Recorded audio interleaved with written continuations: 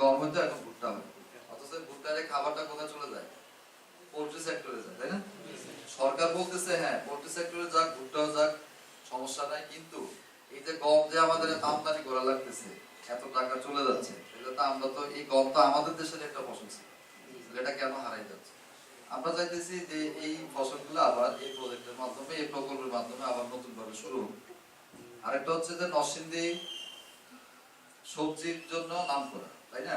কিন্তু দেখা গেছে সবজির জন্য যেরকম নাম করা, আপনি যদি যশোরের দিকে যান দেখবেন আপনাদের সাথে তাদের অনেক পার্থক্য আছে। যশোরের সবজি কিন্তু অনেক আধুনিক, বুঝতে পারছেন?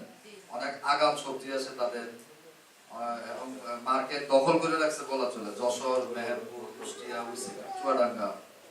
কিন্তু আবার দেখা গেছে ওই দিন আমরা গাজীপুরে বিভিন্ন স্যার এক্সপোর্টারদের সাথে মিটিং করলাম, তারা নরসিংদীর সবজি নিয়ে হতাশ যে এত বেশি তার কীটনাশক দেয়, সিম পর্যন্ত এক্সপোর্ট করতে পারতেছে না। কথাগুলো সত্য না? তাহলে দেখেন, তাহলে আমরা চাইতেছি এখানে একটা পরিবর্তন আসুক।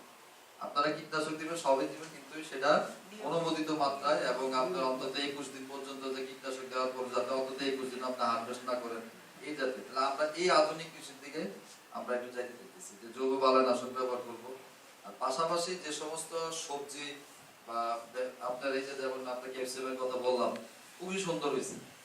কৃষক ভাই 200 টাকা বিক্রি শুরু করছে, এখন 80 টাকা, তাও বললো স্যার অনেক লাভ, এবং ফেব্রুয়ারি মাস পুরোটা সে বিক্রি করছে।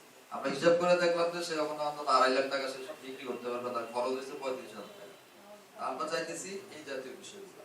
কিংবা তরমুজের কথা বললো একজন কৃষক ভাই, 1400 তরমুজ করছে আমাদের প্রজেক্টে। আল্লাহ আল্লাহ করে যদি আমরা রোজা ধরতে পারি, দেখা যাবে যে সে একটা ভালো হবে। আমরা চাইতেছি যে এগ্রিকালচারই হোক, কৃষি করতেছেন কিন্তু নতুন জাত আসবে, নতুন জাত করবেন যাতে আপনার ফলনটা বাড়ে, এবং আপনারা কীটনাশক সহ অন্যান্য এগুলা পরিমিত ভাবে, বৈজ্ঞানিক ভাবে আপনারা ব্যবহার করবেন। এখন এখানে আমাদের কিছু প্রদর্শনী পাইছেন, আপনারা প্রদর্শনী কে কে পাইছেন? হাত তুলে তো দেখি একটু। অনেকেই প্রদর্শনী পাইছেন। এই প্রদর্শনীগুলো পাওয়ার পিছনে, এই প্রদর্শনীগুলো প্রত্যেকটা প্রদর্শনী কিন্তু আমাদের উদ্দেশ্য আছে, এই কথাগুলো আলোপ আলোচনা হচ্ছে। এখন আমাদের এই যে প্রদর্শনীগুলো হলো, এটার মাধ্যমে কিন্তু আমাদের একজনকে দেখা করানো এবং আশেপাশে অন্যজন দেখে ওই ধরনের কাজগুলো আমরা করবো। যে পিডি মহোদয় আমাদের কথা বলছেন, যে এই ক্যাপসিকামের কথা বলছে, তরমুজের কথা বলছে, এরকম অনেক জায়গায় শশা করছে, বিভিন্ন জায়গায় আপনার বিভিন্ন ধরনের ফসল করানো আছে। তো এই ফসলগুলোর ফলে আপনার লাভজনক কিনা এটা দেখে পরবর্তীতে আমরা ওই জায়গাতে উদ্বুদ্ধ হব। এবং এখানে যে প্রযুক্তিগুলো, এই প্রযুক্তিগুলোর কথা কিভাবে কি করবেন, এই চমৎকার একটা বইয়ের মাধ্যমে কিন্তু আপনার বলা আছে। আমি পিডি মহোদয়কে আন্তরিক ধন্যবাদ জানাই, উনি খুব চমৎকার আসলে এই যে হ্যান্ডআউট গুলো যে করছে, আপনাদের একটা বই দেওয়া হয়েছে না, এই যে বইগুলো খুব সুন্দর একটা ভালো একটা কাগজের মধ্যে খুব ভালো ভালো ছবি দিয়ে খুব সুন্দর একটা বই করছে।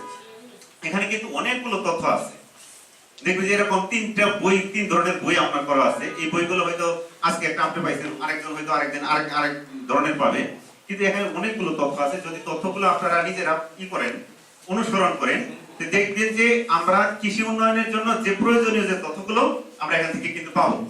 দেখুন আমরা এই যে পিডি মহোদয় আসছে আপনাদের কাছে আপনাদের কার্যক্রমগুলো দেখার জন্য।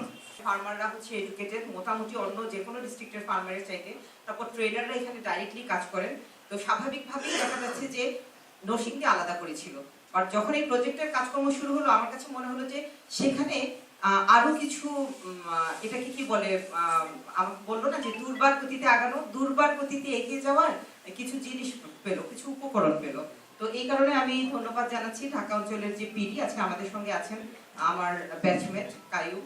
আপনাদের সঙ্গে আমি কথা বলার পরই হয়তো কথা বলবেন।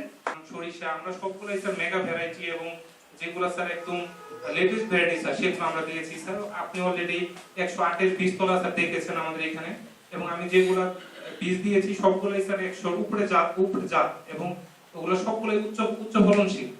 এবং আমি সরিষার মধ্যে রেখেছি স্যার বাড়ি সরিষা 14, বাড়ি সরিষা 17, এবং এগুলো স্যার ভালো ফলন খুবই ভালো হয়, যা তেলের পার্সেন্টেজ স্যার অনেক বেশি স্যার।